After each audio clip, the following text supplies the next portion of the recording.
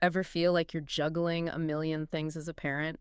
Oh, Work, yeah. kids, just keeping the tiny humans alive? Absolutely. And somewhere in that whirlwind, your relationship kind of takes a backseat. Yeah.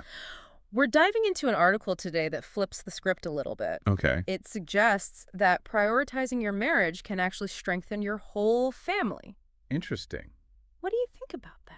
It is a thought-provoking concept, Yeah. especially since this article comes from a faith-based perspective. Right. We'll be exploring the ideas presented, Of course. but not endorsing any particular belief system. Exactly. Just kind of taking a look. Think of us as your objective guides. Yeah. Through this material. Right. Ready to see if this article sparks any aha moments for you. Let's jump in.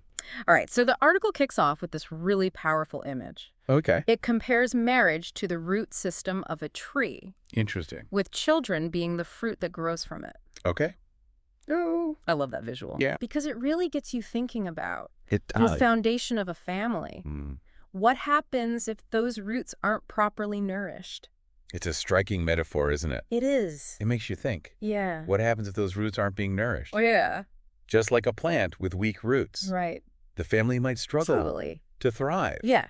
And we might even see signs of this in the children, Oh, yeah, for sure. even if it's not always obvious at first. That makes total sense. Yeah, You know, it's like if you don't water a plant, right. the leaves start to wilt. Yeah, The fruit might not grow as big or sweet. exactly. So if the marriage is struggling, the kids are going to feel the impact Yeah, in some way, they are. even if they can't put their finger on it or put it into words. Right. And the article uses a couple of biblical verses Okay. to kind of illustrate this point. Okay. It mentions Psalm 126.3, Mm-hmm. which talks about children being a heritage from the Lord Okay. and the fruit of the womb, and then brings in Romans 11.16, Right.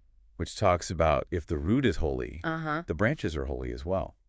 So if we're connecting those verses back to the metaphor, Yeah. it seems like the article is saying that a healthy, thriving marriage Right. is essential for the well-being of the children. Absolutely. It's about tending to those roots so the fruit can flourish. Precisely. Yeah.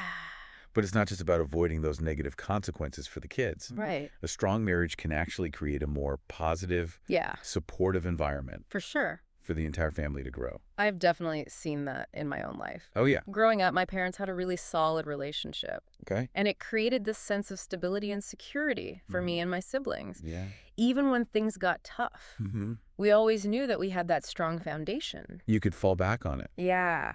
That's a powerful example Yeah. of how that healthy marriage can provide that sense of safety and security, which is so crucial Yeah. for development. Absolutely. Yeah. Okay, so we've established that the marriage is the root. Okay. The kids are the fruit. Right.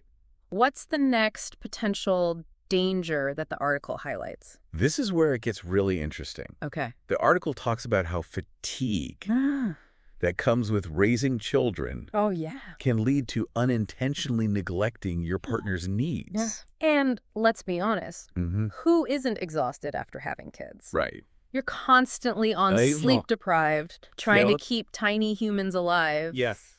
But the article uses the word temptation Oh. when talking about this neglect, Mm. which sounds a bit intense, don't you think? I can see why that word might raise some eyebrows. Yeah.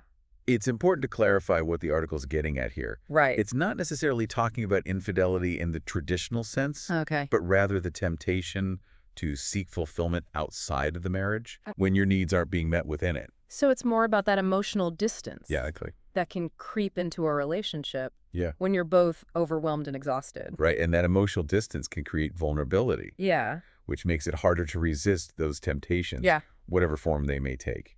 And there's another word that the article uses that I had to look up, Oh, really? incontinence. Wow. It even mentions 1 Corinthians 7.5, Okay. where it talks about not depriving each other. You're not alone there. Okay. That's not a word we use every day. Yeah. But in this context, Right. the article clarifies that incontinence Right. isn't just about the physical act of sex. Okay. It's talking about any form of intimacy Yeah. that gets neglected. So it's more about that deep connection and closeness you share Yeah. with your partner Right. beyond just the physical aspect. Exactly. And when you're caught up in this whirlwind of parenting, Yeah. it's easy to let that slip away. Right. Think about it this way. Okay. What are those small acts of intimacy Mhm. that make you feel connected Yeah. to your partner? Right. Maybe it's a shared look, Yeah. a heartfelt conversation, Mm. or simply holding hands while you're watching TV. Yes. Yeah, It's those little moments that yeah, remind you, hey, we're in this together. exactly. But when you're exhausted and stressed, Yeah. it's easy to forget to make time for those connections. It is, and that's where the danger lies. Right. The article is suggesting that neglecting those small acts of intimacy Yeah. can lead to a gradual erosion of the relationship. It's like a slow leak in a tire. Yes. You might not notice it at first, Yeah, but eventually it's going to cause problems. absolutely. So what does the article suggest couples do about this? I Oh, mean, how do you maintain that connection when Yeah. you're barely keeping your heads above water? That's a great question. Yeah.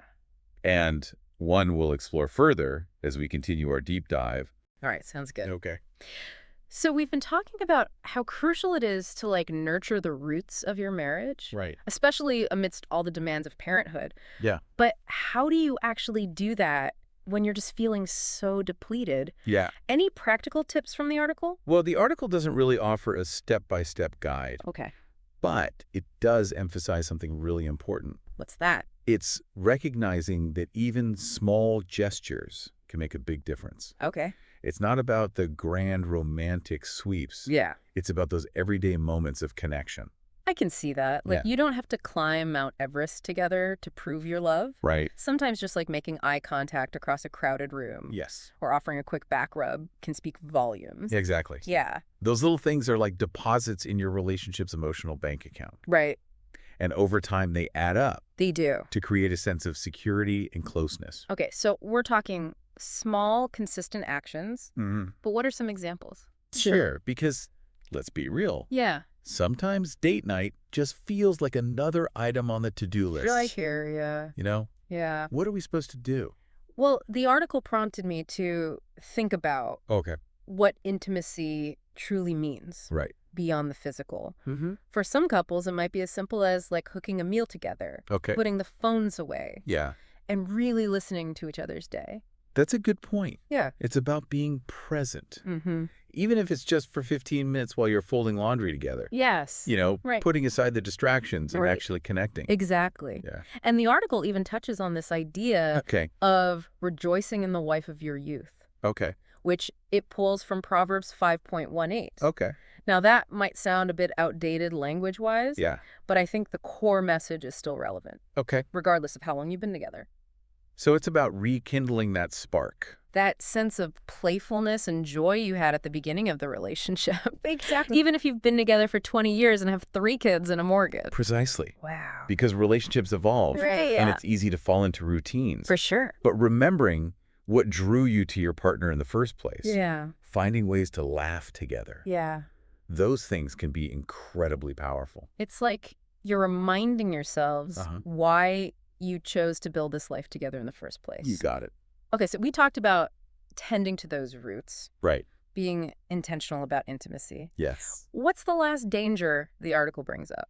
This one takes us on a little bit of a time jump. Okay. It asks us to imagine our kids are all grown up, flown the coop, Yay. and then poses the question, what's left if you haven't invested in the marriage all along? Ooh, that hits home. Yeah. It's like you're so focused on raising good humans and just getting through each day that Yeah. you don't realize that you've drifted apart. And then suddenly it's just the two of you again, and you're like, wait, who are you? And that's not to say that every couple who focuses on their kids will end up in that situation. Right. But the article highlights how easy it is Yeah. for that slow drift to happen Right. if you're not actively nurturing the connection. And it's not about intentionally neglecting your partner. No, not at all. It's just that life gets in the way, Yeah, kids, work responsibilities, Right. it all adds up. exactly. And before you know it, your living parallel lives under the same roof. Yeah. Which brings us back to why those small, consistent acts of connection are so important. Okay. They help prevent that drift from happening in the first place. So it's like investing in your future selves, Yes. making sure that when the kids are gone, you still have a strong and vibrant relationship to enjoy. You got it.